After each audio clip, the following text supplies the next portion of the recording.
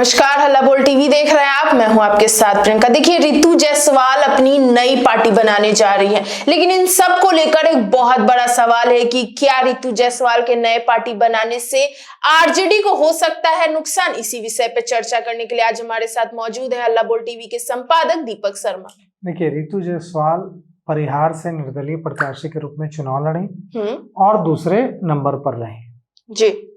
RJD की जो candidate थी वो स्मिता गुप्ता, वो तीसरे नंबर पर चली गई जी। यह रितु जायसवाल की एक बड़ी सफलता है। आज रितु जायसवाल ने ट्वीट करके कहा है माइक्रो ब्लॉगिंग साइट एक्स पर कि मैं विचार विमर्श करूंगी और नौजवानों से मिलूंगी, महिलाओं से मिलूंगी और एक ऐसी पार्टी बनाऊंगी जहां टिकट की खरीद बिक्री नहीं होती है, जहां परिवारवाद नहीं होता है और खासकर महिलाओं के लिए एक जगह बना देने वाली पार्टी बनाने पर विचार करूंगे।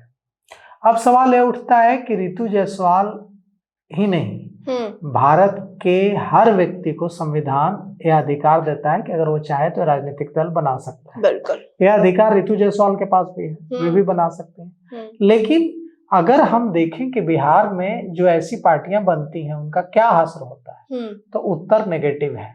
अच्छा। पप्पू यादव, जिनका बड़ा प्रभाव रहा है, वो अपनी पार्टी नहीं चला पाए। उन्होंने जाप बनाई थी पार्टी जी, बाद में उनको विलय करना पड़ा कांग्रेस में। आनंद मोहन ने बीपीपा बनाई थी, बिहार पीपुल्स पार्टी। अच्छा। वो नहीं चला पाए पार्टी। आज उनके बेटे जदयू के विधायक हैं। प्रशांत किशोर ने जनसुराज बनाई, जनसुराज पार्टी बनाई और 243 सीटों पर चुनाव लड़े। इतना उनके पास रिसोर्सेस था, इतना अनुभव था, इसके बावजूद मात्र 3.5% वोट आया उनको। Pushpam Priya Chaudhary the peoples party चला रही हैं। लगातार चुनाव लड़ने और संघर्ष करने के बावजूद उनकी पार्टी बिहार में कोई बड़ी जगह बनाती नहीं दिख रही। इसके अलावा बिहार के में बहुत चर्चित पूर्व आईपीएस अधिकारी थे यहाँ, शिवदीप लांडे जी। शिवदीप लांडे इस बार पार्टी बनाकर निर्दलीय चुनाव में लड़े थे, निर्दलीय उतरे थे मैदान में। अच्छा। अपनी पार्टी बनाए और उसी निर्दलीय नहीं कहना सही होगा, अपनी पार्टी बनाए और चुनाव लड़े। उनका चर्चा से भी गायब रहे। वोट कितना आया वो तो अलग बात है, शायद जमानत बची है या नहीं है पता नहीं, उनके प्रत्याशियों की जमानत किसी की बची या नहीं है अभी नहीं पता जी। तो जो उत्तर है कि ऐसी पार्टी जो बनती है उसका क्या असर होता है वो नेगेटिव है। हमारी शुभकामना है रितु जायसवाल को।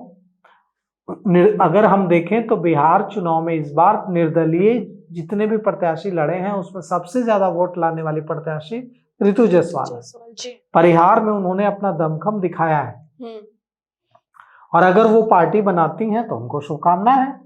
लेकिन बहुत लोग यह कह रहे हैं कि अगर वो पार्टी बनाएंगी तो राष्ट्रीय जनता दल को नुकसान हो जाएगा। राष्ट्रीय जनता दल को कोई नुकसान नहीं होगा रितु जायसवाल के पार्टी बनाने से। रितु जायसवाल परिहार में राष्ट्रीय जनता दल का नुकसान किया उन्होंने एक सीट पर, लेकिन राष्ट्रीय जनता दल का जो जनाधार है उसमें किसी तरह का नुकसान वो कर पाएंगी, इसकी तो उम्मीद नहीं दिखती है, इसकी संभावना तो नहीं दिखती। तो रितु जायसवाल ने अगर यह फैसला जिस तरह से उन्होंने ट्वीट किया है उससे साफ है कि रितु जायसवाल ने पार्टी बनाने का मन बना लिया जी। लेकिन उनकी पार्टी से आरजेडी को या भारतीय जनता पार्टी को या जो दूसरी स्थापित पार्टियां हैं उनको किसी तरह का नुकसान हो जाएगा, उनका जनाधार वो छीन लेंगी, ऐसी उम्मीद नहीं दिखती है। लेकिन कई बार ऐसा भी होता है जो पहले नहीं हुआ हो सकता है जो काम प्रशांत किशोर नहीं कर पाए, जो काम आनंद मोहन, पप्पू यादव, शिवदीप लांडे, पुष्पम प्रिया चौधरी नहीं कर पाए, वो काम रितु जायसवाल करके दिखा दें। यह भी तो हो सकता है कि वो इतनी बड़ी पार्टी खड़ी कर दें कि वो एकदम मेन स्ट्रीम पार्टी हो जाए, हो सकता है। लेकिन इसमें इसकी संभावना कितनी है, तो इसकी संभावना बेहद कम है। क्यों संभावना कम है? कि बिहार की दो बड़ी पार्टियां हैं, कांग्रेस और बीजेपी जी। बीजेपी के पास आरएसएस का संगठन है और आरएसएस का संगठन आजादी के पहले से है जी, तब बीजेपी इतनी बड़ी पार्टी बन सकी। कांग्रेस के पास आजादी से पहले से संगठन है तब कांग्रेस बड़ी पार्टी बनी है जी। दूसरी जो पार्टियां आप देख रहे हैं ये सारी पार्टियां जयप्रकाश आंदोलन से निकली हुई पार्टियां हैं, चाहे लालू प्रसाद यादव की राष्ट्रीय जनता दल हो या नीतीश कुमार का जनता दल यूनाइटेड हो या दूसरी पार्टियां हो। ये सारी पार्टियां जयप्रकाश आंदोलन से, जयप्रकाश नारायण के आंदोलन से निकली हुई पार्टियां हैं। तो उस समय सारे के सारे छात्र स्टूडेंट उनके साथ जयप्रकाश मूवमेंट में हो गए थे। तो उस वहां से उनका जनाधार बना है, तब वो पार्टियां चल पा रही हैं। अब रितु जायसवाल के सामने यह बड़ी चुनौती होगी कि यह जो पार्टी वे बनाएंगी इसका आधार कौन होगा। महिलाएं तो नीतीश कुमार के साथ हैं, महिलाओं ने तो दिखा दिया कि वो तो नीतीश कुमार के साथ हैं। तो युवा ने तो दिखा दिया कि तमाम कोशिशों के बावजूद आरजेडी और प्रशांत किशोर की तमाम कोशिशों के बावजूद वो एनडीए के साथ है। तो ऐसे में रितु जायसवाल के लिए इतनी आसान डगर नहीं होगी।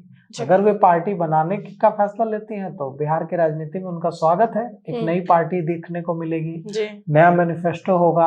लेकिन आरजेडी को इससे कोई नुकसान होता हुआ नहीं दिख रहा है, न भारतीय जनता पार्टी या दूसरी जो स्थापित पार्टियां हैं उसको कोई नुकसान होता दिख रहा हो, ऐसी बात नहीं दिख रही फिलहाल। जी, तो सुना आपने कि किस तरीके से रितु जायसवाल ने ट्वीट कर बताया कि वो अपनी नई पार्टी बना सकती है। हालांकि बनाने के बाद वो कितनी सफल होती है ये देखना दिलचस्प होगा। इन सब को लेकर आपकी क्या राय है हमें कमेंट बॉक्स में बताएं।